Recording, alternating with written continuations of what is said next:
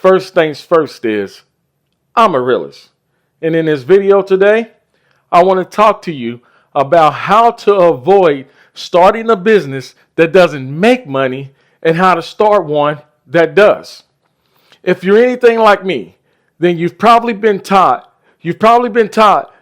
that the primary purpose of starting a business is to make money. And I can tell you right now, I literally wish that I had never arrived at this conclusion. Because this belief, this mindset, me arriving at this conclusion, literally has caused me to lose hundreds of thousands of dollars. I've lost hundreds of thousands of dollars on failed business ventures because I believed that starting a business was the primary purpose to making money. The moment that I stopped thinking that money was the primary reason to start a business, my whole life literally changed.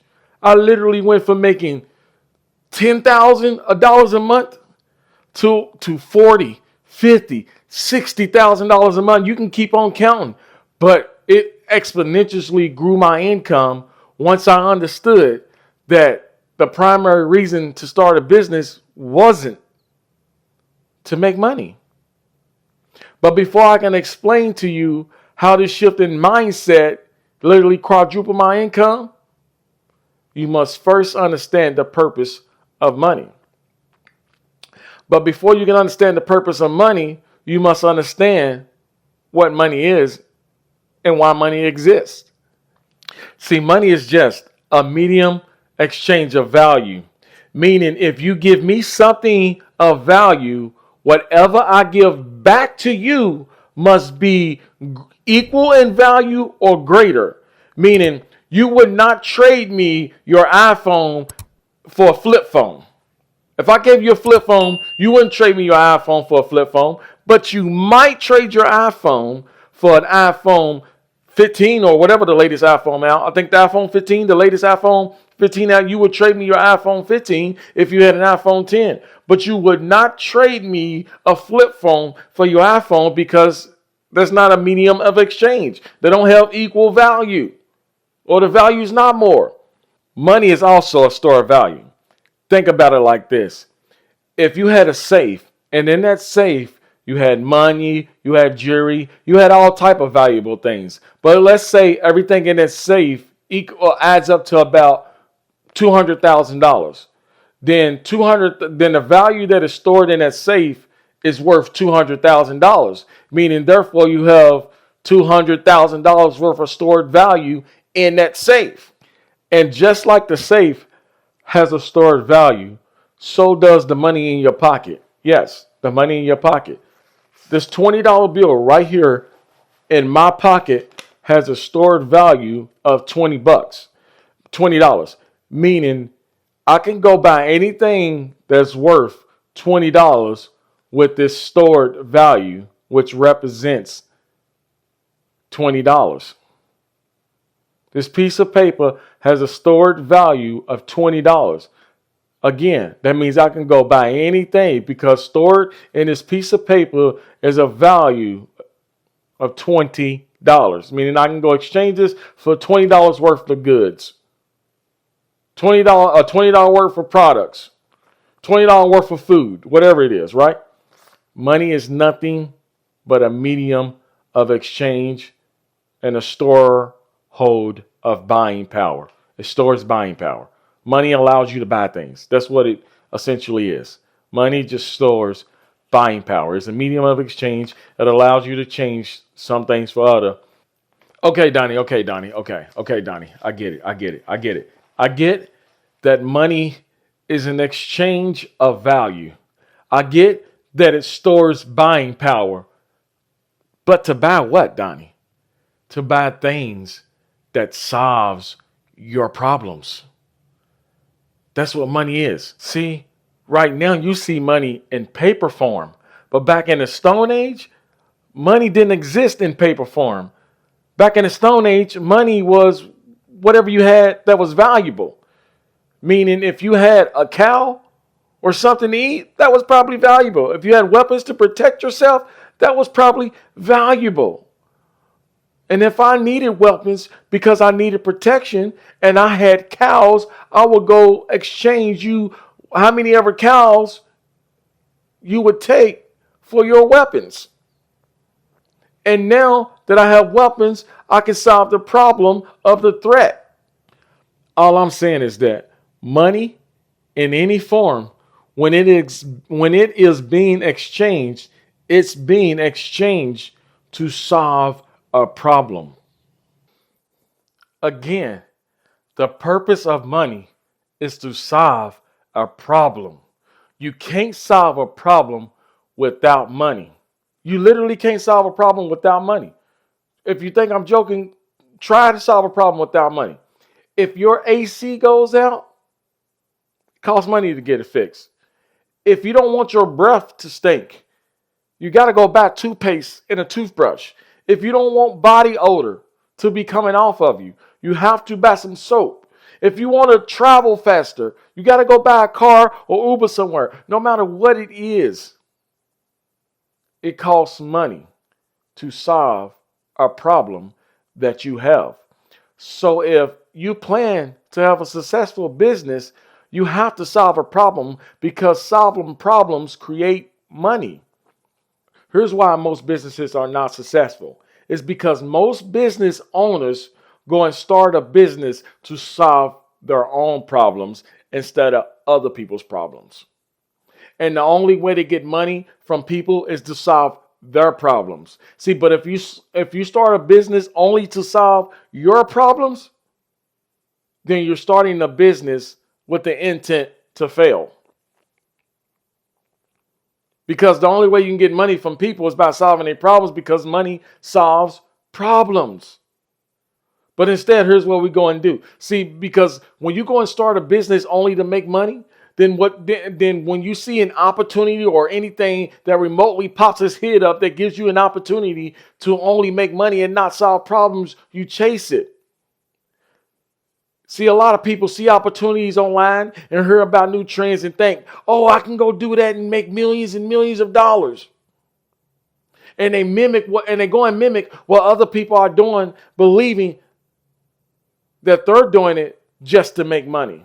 Not even understanding that the reason this person that you saw in business that you think that you might be able to do is successful is because they're focused on solving a problem while your whole complete focus is on making money. And then you think their focus is on making money when their focus is on solving a problem, and they're making the business look so easy to you. And you think you can go and do it because they make it look so easy, but you can't do it because the only reason why you want to jump into it is to make money. And then you find out that you're not making money, so you get discouraged and you quit, and you go continue to repeat the same cycle all over again and again and again and again, and remain broke.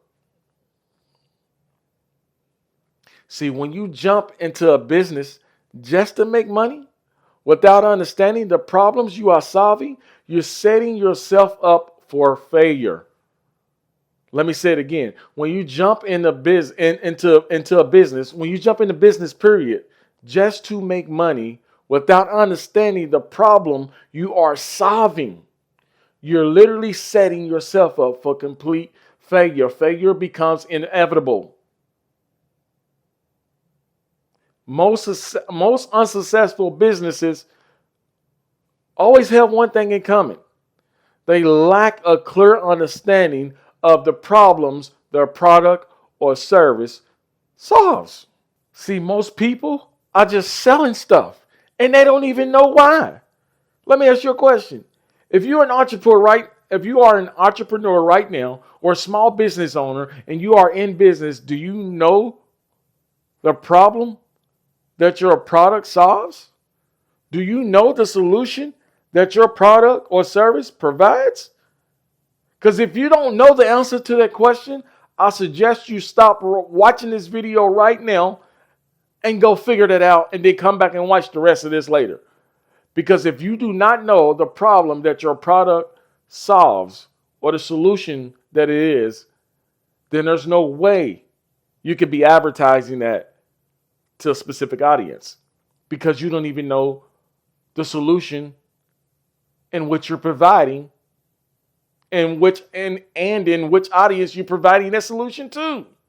You're just selling stuff. And when you're just selling stuff, it's like a trend. It eventually dies down and goes away. You can't just sell stuff. It doesn't work like that anymore. You have to solve a problem. I think it says in one of the greatest books written, I think it says it in Matthew chapter 23, verse 11. He said, and let the greatest among you be your servant. Let the greatest among you be your servant. So if you want to be great, you have to be a servant. You have to be willing to serve other people by solving their problems. If you want to be great, figure out how to serve other people. Bill Gates figured out how to serve millions and millions upon millions and millions of people, and so did Steve Jobs. And why do you think they're billionaires today? It's because they figure out a way how to serve millions upon millions of people. Jesus said, if you want to be great, find a way to serve a lot of people. Find a way to solve a lot of people's problems. Think about how good it feels when you help someone. Think about how good it feels. Like you can go buy something or do some things for yourself, but I promise you, once you accumulate enough money, there's only so much stuff you can buy. All this, I mean, it's not the same high anymore. Once you got enough money to buy what you want, things just don't feel the same. It feels actually, that's why rich people are so benevolent. I can't even get out. Benevolent. Benevolent. That's why so many rich people are benevolent. It's because there's only so much material things you can buy before that stuff starts having no utility. It gets boring to you. But what excites you more when you're rich is helping people. When you help people to get what you want, then Zig Ziglar said, you will always get what you want, but you got to help enough people get what they want. And when you help people get what they want, you always get what you want. The money will always take care of itself when you start solving problems for people. Because again, it's money that solves problems. And if you solve a problem, then you create the money. I mean, you attract the money, which in essence, you also created it because you never had it. But again, think about how good you feel when you do something for someone. That joy comes from our natural inclination to serve people. We're designed to solve each other's problems. That's why each of us need all of us, and all of us need each of us. No one person could do everything. No one person has it all. That's why each of us have to depend on all of us, because each of us have different gifts that makes up for the weakness of the gifts that the other people don't have. Let me say it. Each of us have different gifts to make up for the weakness in some area of someone else's life, so that when we come together, we are made perfect. Each of us needs all of us, and all of us need each of us. I promise you, the president does not run the country by itself, even though it seems like it. No.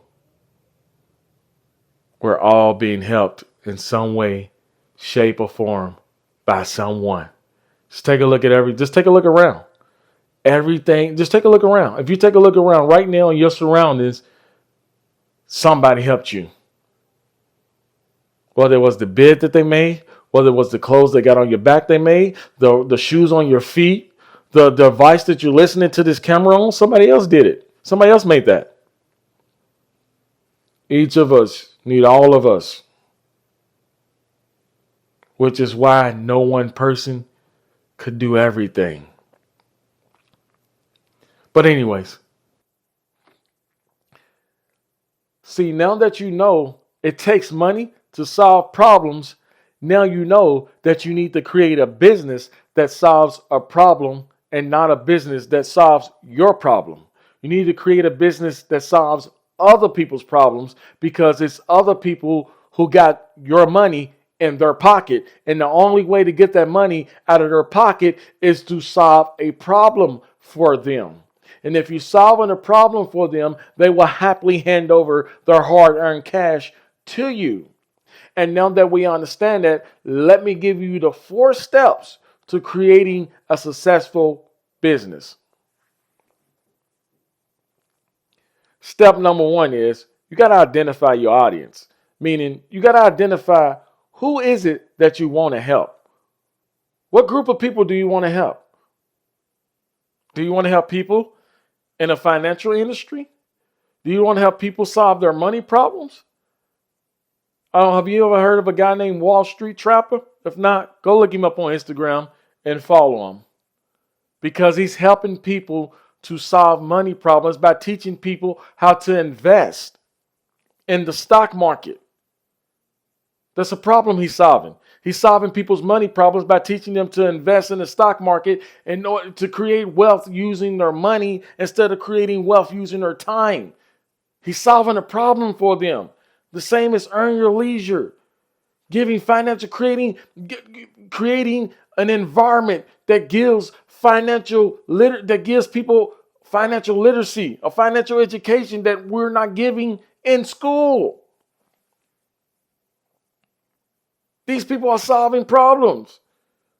And I'm naming all these people, even like 19 Keys. He's teaching people how to think outside the box. Just don't think on the stuff they program us to believe. He's teaching you to think outside the box. Just don't believe what they've taught you.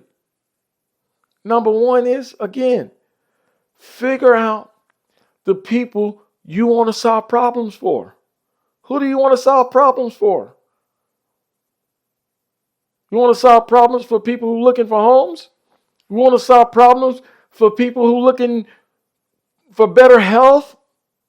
I don't know. Who do you want to solve problems for? And once you understand the people you want to solve problems for, that takes us to number 2. Understand the problems that those people need solving. I know people that want to learn how to play the game better. As an entrepreneur, I'm your guy. I'm helping you to solve that problem because I want to teach you how to brand in a way that's going to elevate your business. I want to teach you the numbers. That's why I wrote the book called The Strategic Player. How to understand it, how to play the branding and numbers game as an entrepreneur. Why? Because I want to help entrepreneurs solve their problem. What is that? Creating a successful business. Understand what makes people get diabetes. If you're into health and you want to stop a big problem to a lot of people is diabetes, then how could you solve that problem for the people who get diabetes? How do you stop it before they even get it? Or if they got it, how do you help them to get rid of it? What problem are you solving for people? If you want to teach people how to get money, again, go check out the guy, Wall Street Trapper. He's solving money problems for people. He understands the problems that they face, which is a lack of knowledge about the markets. So again, number 1 is to identify the group of people you want to solve problems for. And then number 2 is understand the problems that those people are facing. And number 3 is create a solution. Create a solution for the problems that they have. What is your solution for the problem? And then once you create that solution, you go and advertise it. Advertise that you are the solution to this problem. Advertise that when you buy this is the outcome you get. We go create the solution to the problem. After we figure out the people we want to help and what they're going through, we go and create the solution. And then we go and promote the solution. And then number 4, be findable. Let me say it again. Be findable. Ensure your target audience, ensure the people who you plan to help solve problems for can find you, can learn about you and the solutions that you have to solve their problems. If you're watching this video, it's because I've made myself findable to you. You're likely an entrepreneur or a business owner looking to grow your business, and I'm a solution to your problem of business growth or looking for different ways to make money. Listen, folks, you got to make yourself findable. That's the only way people get the opportunity to take advantage of your solutions. People buy when your solutions is worth more to them than their money.